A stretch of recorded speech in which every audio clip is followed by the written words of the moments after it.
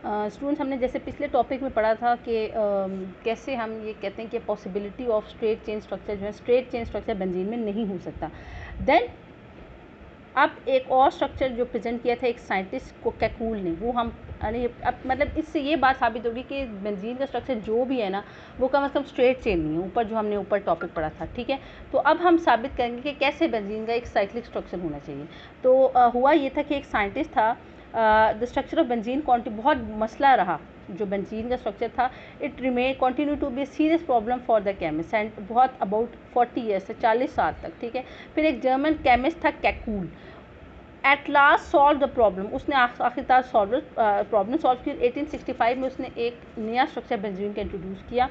कैकूल proposed cyclic regular hexagonal structure for benzene. उसने कैसा structure propose किया? साइक्लिक है, साइकिल तो है ही, लेकिन रेगुलर है, लेकिन ये ऐसा साइकिल है जो कि हर तरफ से एक जैसा है। देन हेक्सागोनल का मतलब है कि 6 कोनों वाला स्ट्रक्चर उसने प्रपोज किया बेंजीन का, which contains 3 bond 3 double bonds alternating with 3 single bond, यानी उधर एक डबल बॉन्ड एक सिंगल बॉन्ड, एक डबल बॉन्ड, इस तरह अल्टरनेट करते हुए 3 डबल बॉन्ड है और 3 और सिंगल बॉन्ड्स हैं।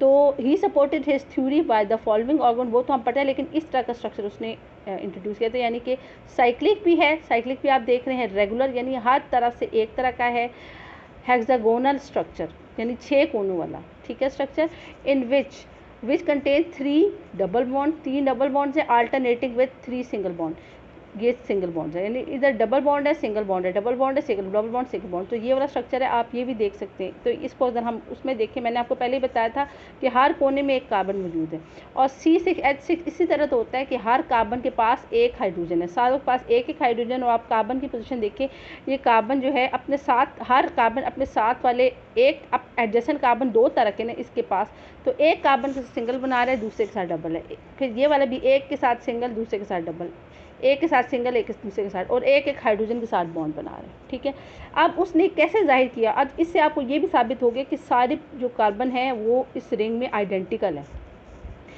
का मतलब देखिए बहुत सी बातों से साबित होता है। हर एक तो ये कि हर कार्बन एक हाइड्रोजन के साथ लिंक है, ठीक है, हर कार्बन अपने एक डबल बॉन्ड बना रहे हैं, एक सिंगल बॉन्ड बना रहे हैं, हर कार्बन टू कार्बन एंगल एक जैसा है, carbon to carbon bond length एक जैसी है, carbon to hydrogen bond length, यानी कार्बन एक जैसे के।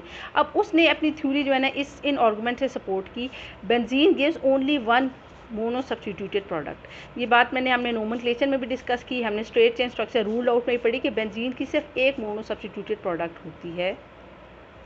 ठीक है, क्यों उसकी वजह क्या है कि बेंजीन के सारे कार्बन एटम्स आइडेंटिकल होती है, तो कहीं से भी आप सब्स्टिट्यूशन कर लें।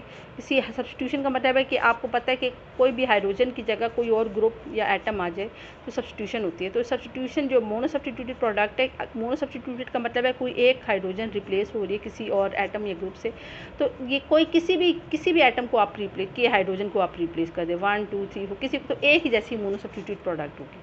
तो इसका मतलब इससे भी आपको पता चल गया, साबित हो गया कि भाई ये तो रेगुलर स्ट्रक्चर है, साइक्लिक और रेगुलर स्ट्रक्चर है, तभी तो एक मोनो सब्स्टिट्यूटेड प्रोडक्ट आ रही है। देन वो ये इसकी आप मिसाल देख लें, जब बेंजीन के ऊपर सब्स्टिट्यूशन होती है, सब्स्टिट्यूशन वही वाली बात है कि किसी भी एक कार्बन के हाइड्रोजन को रिप्लेस करेगा, अगर लेट्स सपोज एक्स ग्रुप, तो एक ही मोनो सब्स्टिट्यूटेड प्रोडक्ट होती है। अच्छा, मोनो सब्स्टिट्यूटेड प्रोडक्ट एक है, benzene gives only 3 di substituted product. जब हम बेंजीन की दोबारा सब्स्टिट्यूशन करेंगे, यानी जो पहले से इधर एक गलती है आपकी बुक में, टेक्स्ट बुक की एरर है, आपकी टेक्स्ट बुक में भी एरर है, आप इधर से सही कर लें, इधर एक आप ये एक्स पहले से लगा रहे हैं। डाई सब्स्टिट्यूशन तो तब होती है जब पहले से मोनो सब्स्टिट्यूशन होती है, तो आप लेट्स सपोज इसके ऊपर आप एक्स लगा दें, इसके ऊपर आप बॉन्ड बना दें, ये मैंने आई थिंक टेक्स्ट बुक में भी सही किया था, तो आप इसके ऊपर आप एक्स लगा दें, जहाँ मैं पॉइंट आउट कर रही हूँ इधर आप एक्स के साथ बॉन्ड, ये वाला, यानी कहने का मतलब आप ये वाली फिगर इधर बनाएंगे। ठीक है, जब बेंजीन ऑलरेडी मोनो सब्स्टिट्यूटेड होगी और आप दोबारा इसकी सब्स्टिट्यूशन करेंगे, यानी डाई सब्स्टिट्यूशन करेंगे, यानी किसी और कार्बन की बाकी रिमेनिंग कार्बन एटम कौन कौन से, ये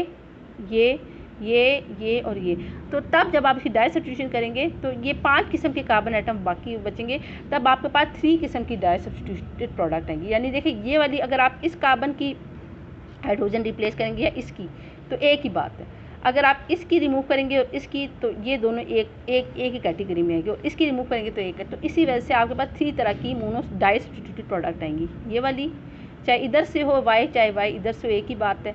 चाहे y इधर से हो या इधर हो, जहाँ मैं पॉइंट आउट कर रही हूँ एक बात है। चाहे y, और ये एक तरह की, ठीक है। इसे कहते हैं ऑर्थो, इसे मेटा और इसे पैरा कहते हैं, para disubstituted product. These points confirm the regular hexagonal structure of benzene. इन पॉइंट्स, ये जो ऊपर आपने जो 2 पॉइंट साबित हुए हैं, इससे आपको क्या साबित हुआ कि जो बेंजीन का स्ट्रक्चर है वो रेगुलर है। मैंने आपको बताया ना, इसके सारे कार्बन एक जैसे हैं। रेगुलर हेक्सागोनल, ना सिर्फ हेक्सागोनल स्ट्रक्चर है बल्कि regular hexagonal structure for benzene in which all the carbon atoms are occupying identical position, जिसमें सारे कार्बन एक जैसे हैं इन द मॉलिक्यूल, ठीक है। Therefore benzene forms only 1 टोलीन, benzene एक तरह की टोलीन बनाती है, 1 फिनोल 1 नाइट्रोबेंजीन, क्योंकि ये मोनो सब्स्टिट्यूटेड प्रोडक्ट्स हैं ना, ठीक है। अब हम वो वाले पॉइंट साबित करेंगे जिससे साबित होता है कि बेंजीन के अंदर डबल बॉन्ड्स मौजूद हैं। वो कौन सी बातें, ये जो हमने ऊपर जो ये वाला पॉइंट पढ़ा था और ये जो मोनो सब्स्टिट्यूशन का पॉइंट पढ़ा था और डाई सब्स्टिट्यूशन का, इससे साबित हुआ कि बेंजीन के सारे कार्बन एटम्स एक जैसे हैं।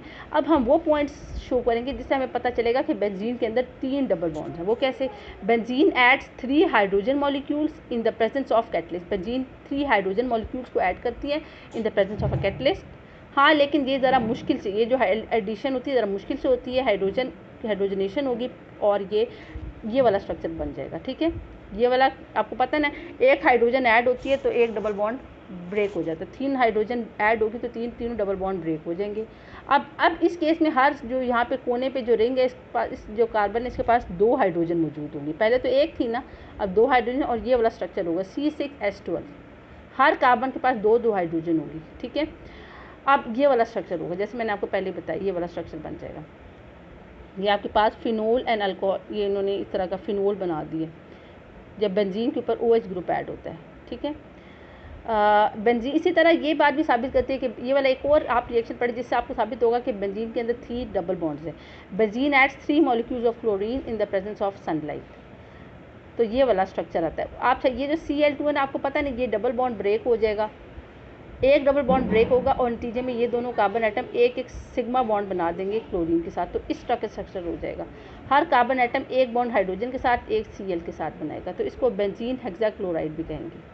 तो अब जो हमने ये जो ऊपर 2 रिएक्शन पढ़े हैं, कौन कौन से, एक ये वाला और ये वाला, इससे साबित होता है these 2 reaction confirm the presence of 3 double bond alternating with 3 single bond, यानी इसमें 3 डबल बॉन्ड है अल्टरनेटिंग विद 3 सिंगल बॉन्ड।